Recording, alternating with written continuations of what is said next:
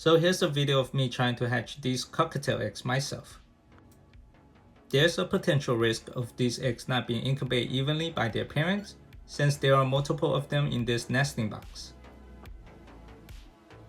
I use aspen wood shaving as substrate, filled it up in a deli cup, and then place the eggs on top of it.